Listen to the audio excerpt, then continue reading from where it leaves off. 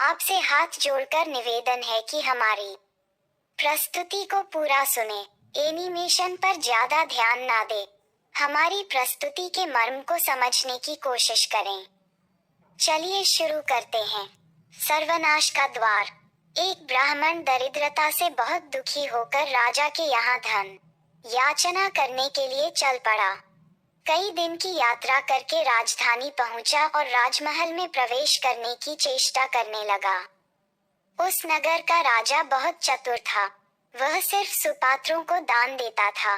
याचक सुपात्र है या कुपात्र, इसकी परीक्षा होती थी। परीक्षा के लिए राजमहल के चारों दरवाजों पर उसने समुचित व्यवस्था कर रखी थी। ब्राह्मण ने महल के पहले दरवाजे में प्रवेश किया ही था कि एक वेश्या निकलकर सामने आए। उसने राजमहल में प्रवेश करने का कारण ब्राह्मण से पूछा। ब्राह्मण ने उत्तर दिया कि मैं राजा से धन याचना के लिए आया हूँ, इसलिए मुझे राजा से मिलना आवश्यक है ताकि कुछ धन प्राप्त कर अपने परिवार का गुजारा कर लूं। वेश्या ने कहा, महोदय आप राजा के पास धन मांगने जरूर जाएं, पर इस दरवाजे पर तो मेरा अधिकार है। मैं अभी काम पीड़ित हूँ। आप यहाँ से अंदर तभी जा सकते हैं जब मुझसे रमण कर लें, अन्यथा दूसरे दरवाजे से जाए। ब्राह्मण को वेश्या की शर्त स्वीकार न हुई।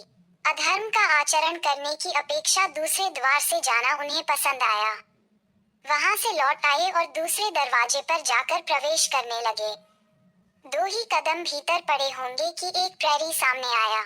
उसने कहा, इस दरवाजे पर महल के मुख्य रक्षक का अधिकार है। यहाँ वही प्रवेश कर सकता है जो हमारे स्वामी से मित्रता कर ले। हमारे स्वामी को मांसाहार अति प्रिय है। भोजन का समय भी हो गया है, इसलिए पहले आप भोजन कर ले, फिर प्रसन्नता पूर्वक भीतर जा सकते हैं। आज भोजन में हिरण का मांस बना है। ब्राह्मण ने कहा कि मैं मांसाहार नहीं कर सकता, यह अनुचित है। प्रहरी ने साफ साफ बता दिया कि फिर आपको इस दरवाजे से जाने की अनुमति नहीं मिल सकती। किसी और दरवाजे से होकर महल में जाने का प्रयास कीजिए। तीसरे दरवाजे में प्रवेश करने की तैयारी कर ही रहा था कि वहां कुछ लोग मदिरा और प्याले लिए बैठे मदिरा पी रहे थे।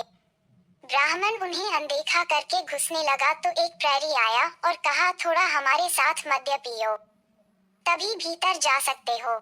ये दरवाजे सिर्फ उनके लिए है जो मदिरा पान करते हैं। ब्राह्मण ने मद्यपान नहीं किया और उल्टे पांव चौथे दरवाजे की ओर चल दिया। चौथे दरवाजे पर पहुंचकर ब्राह्मण ने देखा कि वहां जुआ हो रहा है। जो लोग जुआ खेलते हैं वे ही भीतर घुस पाते हैं। जुआ खेलना भी धर्म विरुद्ध है। ब्राह्मण बड़े सोच विचार में पड़ा। अब किस तरह भीतर प्रवेश हो? चारों दरवाजों पर धर्म विरोधी शर्तें हैं। पैसे की मुझे बहुत जरूरत है, इसलिए भीतर प्रवेश करना भी जरूरी है। एक ओर धर्म था तो दूसरी ओर धन। दोनों के बीच घमासान युद्ध उसके मस्तिष्क में होने लगा। ब्राह्मण जरा सा फिसला। उसने सोचा, जुआ छोटा पाप है, इसको थोड़ा सा कर ले तो तनिक सा पाप होगा।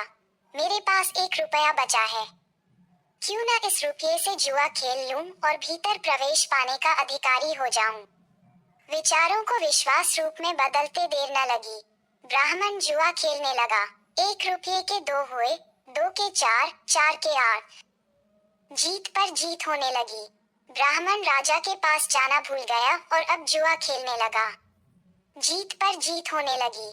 शाम तक हजारों रुपयों का ढेर जमा हो गया। जुआ बंद हुआ। ब्राह्मण ने रुपयों की गठरी बांध ली। दिन भर से खाया कुछ न था। भूख जोर से लग रही थी। पास में कोई भोजन की दुकान न थी। ब्राह्मण ने सोचा, रात का समय है, कौन देखता है, चलकर दूसरे दरवाजे पर मांस का भोजन मिलता है, वही क्यों न खा लिया जाए। स्वादिष्ट भोजन मिलता है और पैसा भी खर्च नहीं होता, दोहरा लाभ है।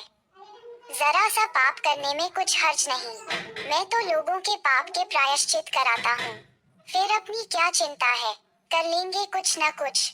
ब्राह्मण ने मांस मिश्रित स्वादिष्ट भोजन को छककर खाया। अस्वाभाविक भोजन को पचाने के लिए अस्वाभाविक पाचक पदार्थों की जरूरत पड़ती है। तामसी विकृत भोजन करने वाले अक्सर पान, बीड़ी, शराब की शरण लिया करते हैं। कभी मांस खाया न था, इसलिए पेट में जाकर मांस अपना करतब दिखाने लगा। अब उन्हें मद्यपान की आवश्यकता महसूस हुई। आगे के दरवाजे की ओर चले और मदिरा की कई प्यालियां चढ़ाए। अब वह 3 प्रकार के नशे में थे।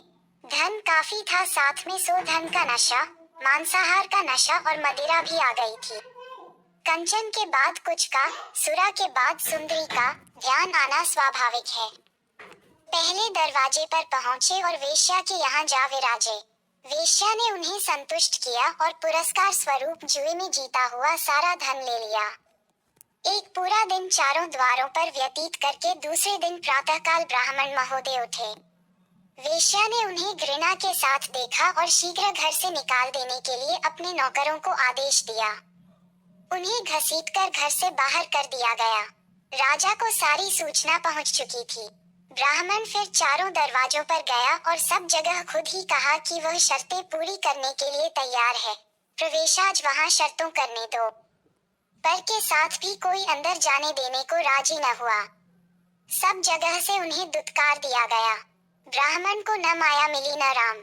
जरा सा पाप करने में कोई बड़ी हानि नहीं है, यही समझने की भूल में उसने धर्म और धन दोनों गंवा दिए। आपसे हाथ जोड़कर निवेदन है कि हमारी अपने ऊपर विचार करें, कहीं ऐसी ही गलतियां हम भी तो नहीं कर रहे हैं। किसी पाप को छोटा समझकर उसमें एक बार फंस जाने से फिर छुटकारा पाना कठिन होता है। जैसे ही हम बस एक कदम नीचे की ओर गिरने के लिए बढ़ा देते हैं, फिर पतन का प्रवाह तीव्र होता जाता है और अंत में बड़े से बड़े पापों के करने में भी हिचक नहीं होती।